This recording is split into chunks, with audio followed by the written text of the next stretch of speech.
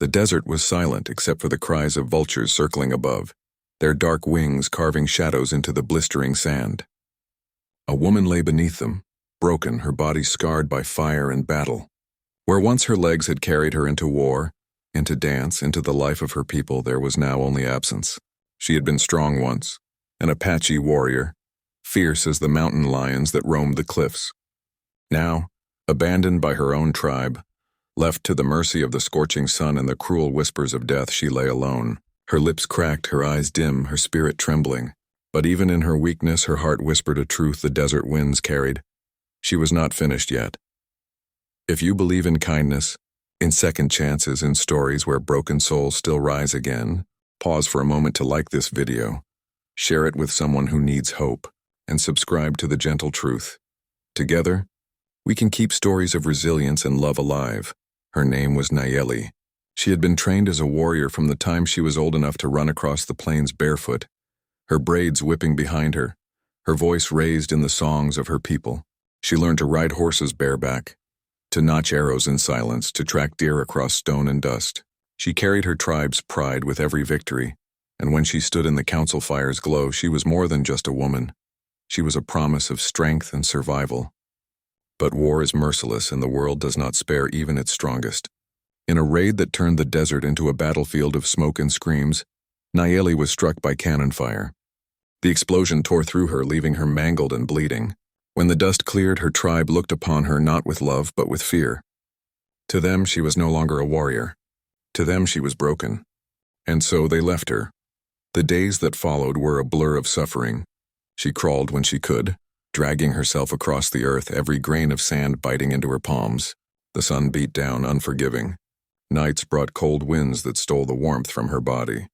She thought of ending it, of letting the vultures claim her, but something inside her refused. Even when her body betrayed her, her spirit would not. She would not let her last breath belong to despair. It was then, at the edge of her endurance, that he found her. A cowboy riding alone across the desert, searching not for glory or riches, but simply for cattle that had strayed too far. His name was Caleb Boone, a man hardened by solitude and loss.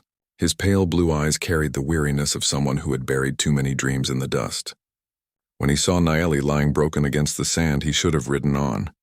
She was Apache, his people's enemy, and he had no reason to risk his life for hers. But something stopped him. Perhaps it was the fire still alive in her eyes, even as her body lay ruined. Perhaps it was the way she clutched the earth with trembling fingers, refusing to surrender. He lifted her into his arms, her broken weight cradled against him, and he carried her toward hope. Life did not suddenly become easy. Caleb built a shelter for her on his ranch, but her suffering did not end at the edge of his land. She could no longer walk, could no longer ride. Every sunrise reminded her of what she had lost, and every time she looked at Caleb, shame filled her heart. She was a burden, she told herself. A warrior who could no longer stand was no warrior at all. Yet Caleb did not see her as she saw herself. He saw the strength in her voice when she spoke of her people. He saw the fire in her eyes when storms raged and she refused to cower. He saw not what she had lost, but what still lived within her. The days stretched into weeks. Caleb fashioned crude wooden supports, teaching her to balance, to move again with dignity. He carried her when she could not move, but he never treated her as helpless. He challenged her, sometimes harshly, forcing her to remember she was still a warrior. And slowly she began to believe it. She learned to ride again, this time strapped to the saddle, her hands firm on the reins. She hunted with a bow once more, her aim steady. She found laughter in small moments, and for the first time since her fall, she felt alive. But the past does not release its grip so easily. Word spread that she had survived, and whispers reached her tribe. Some said she had been taken in by an enemy. Others said she was no longer Apache, but something else, something unworthy. Nayeli's heart broke anew. Torn between the blood of her people and the life she was building, Caleb stood by her, steady as stone, reminding her that family is not only those bound by blood, but those who choose to stay when others walk away. In the end, Nayeli made her choice. She was still Apache, still a warrior, but she was more than the tribe that abandoned her. She was her own, and beside her, she had a man who had every reason to turn away but chose instead to fight with her, to see her not as broken but as whole. One evening, under a sky burning with sunset, Nayeli pressed her hand against Caleb's chest, her voice steady despite the tears in her eyes. She thanked him not for saving her life, but for giving her back her spirit, for showing her that even when the world leaves you behind, love can make you rise again.